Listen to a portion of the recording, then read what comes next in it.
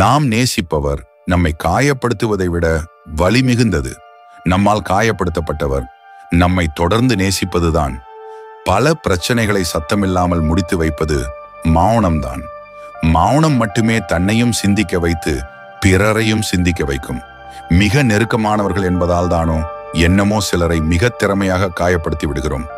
உறவுகளுக்குள் வரும் பிரச்சனைகளுக்கு இன்னொருவர் மூலமாக விளக்கம் கேட்பதை விட நாமே சம்பந்தப்பட்டவரிடம் நேரடியாக கேட்பது வாழ்க்கையில் பல சந்தேகங்களை வலுவிளக்கச் செய்து உறவுகளை பலப்படுத்தும். யாருடைய கண்ணீரையும் நீ துடைக்க வேண்டாம். யாருடைய கண்ணீருக்கும் நீ காரணமாக இல்லாமல் இருந்தாலே போதும். பிறர் மீது நாம் வைக்கும் அதிகமான நம்பிக்கைதான் சில நேரங்களில் நமது வாழ்க்கையையே சிதைத்து விடுகிறது.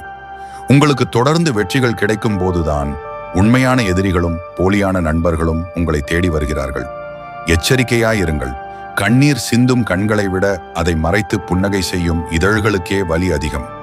நம்மை கோபப்படுத்த வேண்டும் என்ற நோக்கில் கூறப்படும் வார்த்தைகளை கேட்டும் கூட சிரித்து கொண்டே கடப்பதற்கு அதிக மன வலிமை தேவைப்படுகிறது.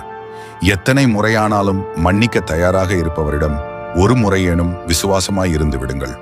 உன்னை நீயே நண்பனாக்கிக்கொள். உன் நண்பர்கள் உனக்கு எதிரி ஆனாலும் ஆறுதல் சொல்ல உனக்குள் ஒரு உண்மையான நண்பன் இருப்பான். உங்களுக்கு பிடித்தவர்களோடு நீங்கள் பேச வேண்டும் என பிரியப்பட்டு பேசத் தெரியாமல் உளறி கொட்டி உங்களை அவர்கள் வெறுக்கும்படி நடந்து கொள்வதை விட அவர்களை ரசித்தபடி பேசாமலேயே இருந்து கொள்ளலாம். ஒன்றும் குறைந்து போகாது.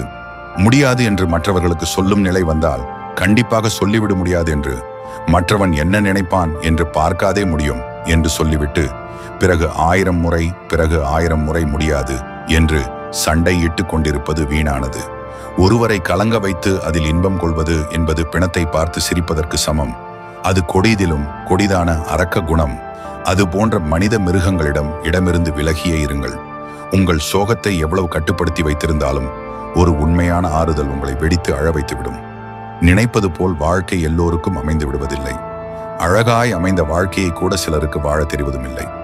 உங்கள் மீது உண்மையாக அன்பு வைத்திருப்பவர்களை நீங்கள் தூக்கி எறியும் போது ஒன்றை மட்டும் நினைவில் கொள்ளுங்கள். அதே உறவு பழைய அன்புடன் திரும்பவும் உங்களிடம் வராது என்பதை. இறக்கும்போது நமக்கு வேண்டாதவரையும் பார்க்க விரும்புகிறோம். இருக்கும்போது நமக்கு வேண்டியவரையும் பார்க்க மறுக்கிறோம். வாழ்க்கை என்பது எப்போது வேண்டுமானாலும் முடிவுக்கு வந்துவிடலாம். அதுவரை அன்பை மட்டுமே அதிகமாக பகிர்ந்து வாழுங்கள்.